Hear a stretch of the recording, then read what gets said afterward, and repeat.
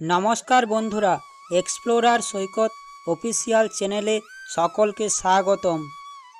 বন্ধুরা, আজ 22শে মে, বাংলায় 7ই জ্যৈষ্ঠ, বৃহস্পতিবার। আজ জ্যৈষ্ঠ মাসের প্রথম বৃহস্পতিবার। জ্যৈষ্ঠ মাসে বৃহস্পতিবারের মা লক্ষ্মীর পুজো আজকে আপনারা সকলেই সম্পন্ন করছেন। আপনারা সকলেই জানেন, জ্যৈষ্ঠ মাসে বৃহস্পতিবারে মা লক্ষ্মীর পুজো করলে মা লক্ষ্মীর ব্রত কথাটি শ্রবণ ও পাঠ করা অবশ্যই প্রয়োজন। ব্রত কথা পাঠ ও শ্রবণ না করলে মা লক্ষ্মীর পুজো অসম্পূর্ণই থেকে যায়।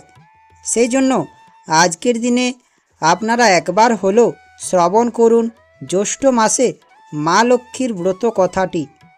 মা লক্ষ্মীকে প্রণাম জানিয়ে শুরু করছি জ্যৈষ্ঠ মাসের বৃহস্পতিবারের মা লক্ষ্মীর ব্রত কথা।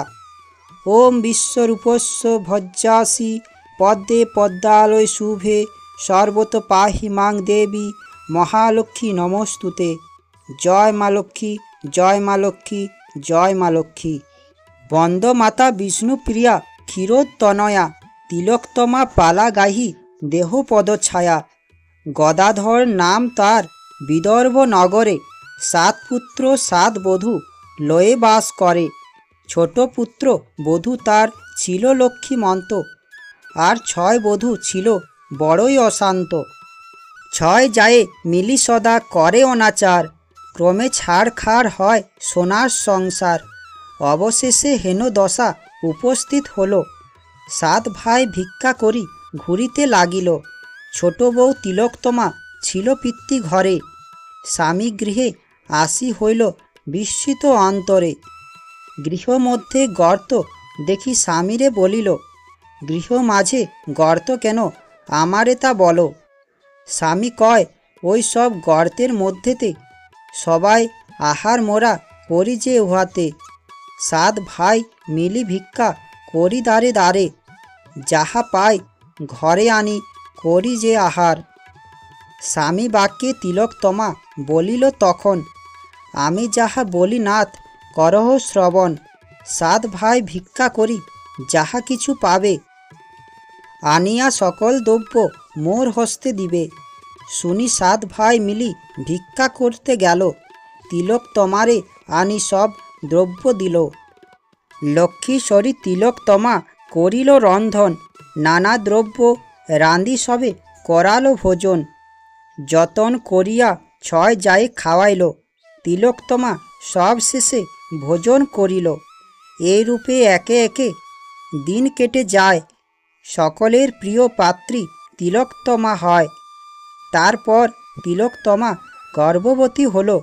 6 জায় দেখি তাহা হিংসায় জ্বলিল, ষড়যন্ত্র করি তাহা দৈবজ্ঞ আনিল। ছোট জায়ে তাড়াইতে মন্ত্রণা করিল, অর্থ পেয়ে বশ হইল দেবগ্র ব্রাহ্মণ। 7 ভাই ডাকি মিথ্যা বলিল তখন, দৈবজ্ঞ বলিল, ডাকি শুনহ সকলে, সন্তান ভূমিষ্ঠ হলে মরিবে সকলে। দৈবজ্ঞর কথা শুনি সবে ভয় পায়। 7 ভাই দৈবজ্ঞে বলে করিয়া বিনয়, কি করিব হে দৈবজ্ঞ উপদেশ দাও। দৈবজ্ঞ বলিল, ওরে বনেতে পাঠাও। সব কথা ছোট ভাই গোপাল শুনিল। গোপাল আসিয়া তিলোত্তমারে জানালো, চলো তোমা রেখে আসি পিতার আগারে, আবার আনিব তোমা প্রসবের পরে। এই রূপ মিথ্যা বলি তিলোত্তমা লয়ে, গোপাল চলিল অতি দুঃখিত হৃদয়ে। ক্লান্ত হয়ে তিলোত্তমা গোপালেরে বলে, এখানে বিশ্রাম করি যাব শেষকালে।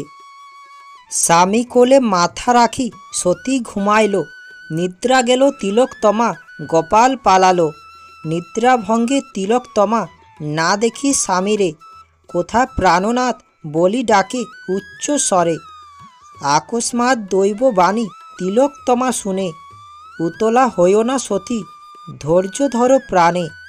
6 জায়ে ষড়যন্ত্রে কুবুদ্ধি হইয়া, স্বামী তব পালায়েছে বনবাসে দিয়া। বনপ্রান্তে বাস করে কাঠুরিয়া গণ, সে স্থানে তুমি সতী করহ গমন। কিছুদিন থাকো তুমি কাঠুরে আলয়, পুনঃ ফিরে পাবে স্বামী হইলে সময়। কাঠুরে গৃহেতে দৈববাণী শুনি গেল, কাঠুরেকে সব কথা কাতরে বলিল।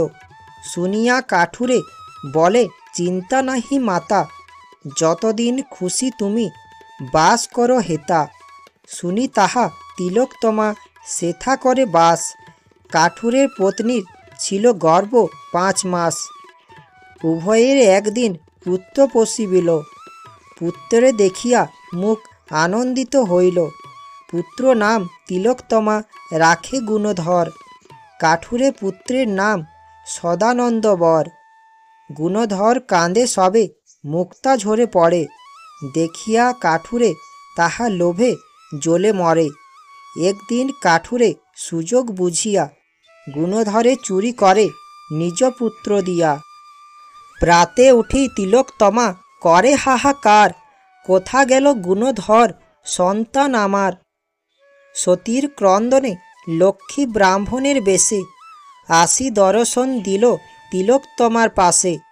লক্ষ্মী বলে তিলোত্তমা কাঁদিও না আর, তব পুত্র লয়ে গেছে কলিঙ্গ বাজার। কাঠুরের পুত্র লয়ে সেই স্থানে যাও, আমি এই রক্ষিব তোমা ভয় নাহি পাও। সেই স্থানে পুত্র আর স্বামীরে পাইবে, তোমার সকল দুঃখ অবসান হইবে। লক্ষ্মীর আদেশ পেয়ে তিলোত্তমা সতী কলিঙ্গ উদ্দেশ্যে যায় অতি দ্রুত গতি।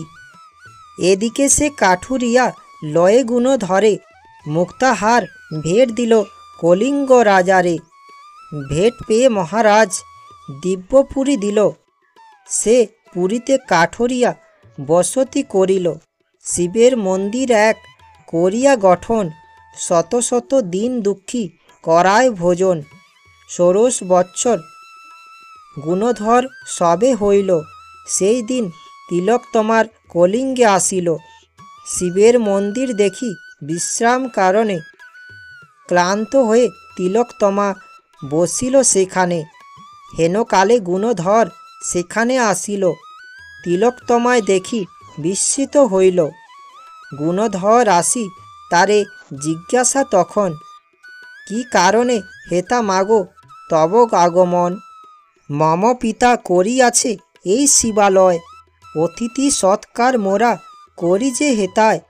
তিলোত্তমা বলে বাছা কিবা তব নাম, পিতার কি নাম তব, কোথা তব ধাম। শুনো মাগো মোর নাম হয় গুণধর, ওই হেরো অট্টালিকা আমার পিতার। মম পিতা মাতা মাগো থাকে ওই স্থানে, এ রাজ্যে এসেছি মোরা বাণিজ্যে কারণে।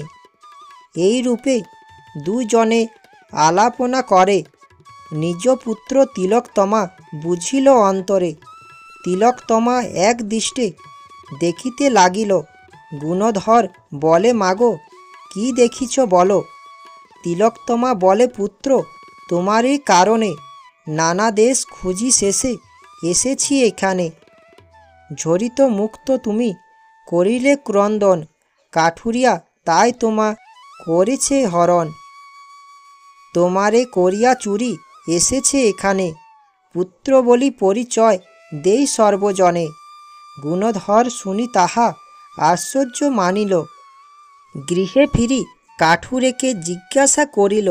গুণধর বলে পিতা জিজ্ঞাসি তোমারে, পিতা মাতা কেবা মোর বলহ আমারে।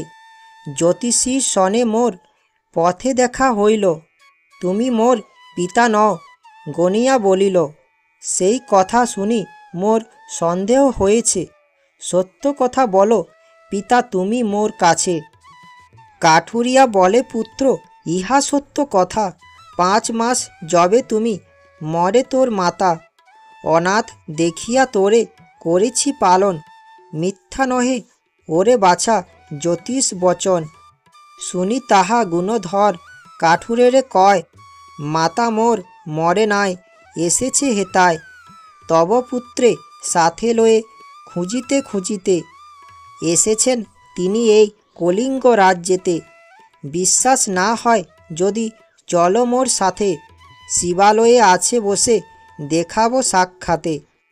ভয়ে কাঠুরিয়া গুণধর সাথে গেল, তিলোত্তমা নিকটেতে উপস্থিত হইল। কাঠুরিয়া নিজ পুত্রে কোলে তুলি নিল, গুণধরে তিলোত্তমা বক্ষেতে ধরিল। পুত্র পেয়ে তিলোত্তমা যায় খুশি মনে, কাঠুরিয়া বলে পুত্র ইহা সত্য কথা।